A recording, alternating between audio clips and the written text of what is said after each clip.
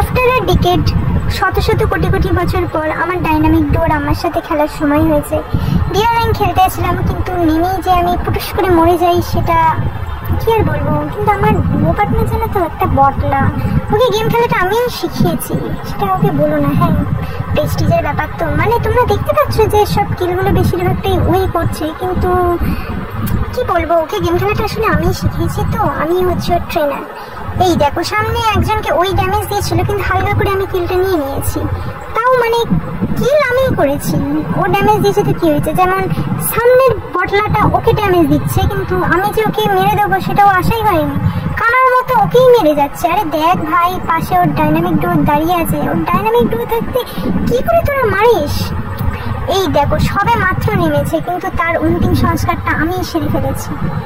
এই নিয়ে আমার 4টে কিল হয়ে গেছে, আর আমার ডুয়ো পার্টনার সেখানে আরো কোটি কোটি কিল করে ফেলেছে। মানে বললাম না, বটলারা কিল একটু বেশিই করে। আমি কিলগুলো দিয়ে দিই ওকে, মানে মরে গেলাম, আমাকে রিভাইভও দিল না। মানে আমি মারলাম, তোর নামে একটুখানি ভুলভাল বলে ফেলেছি, তা বলে তুই আমাকে রিভাইভ দিবি না?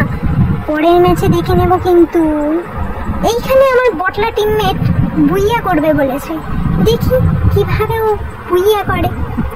এমন ভাবে যাচ্ছে দেখো, হাফ থেকে তোমার মনেই হবে ও আজ্জু ভাই রাস্তার থেকে কম কিছু না, কিন্তু ও যে একটা বটলা সেটা আমি ছাড়া কেউ জানে না। মহা বটলা। এই যে বটলার মতো দৌড়তে গিয়ে কোথায় দিয়ে মারছে, দুটো বান্দার ওপেন কিল করতে গেছে।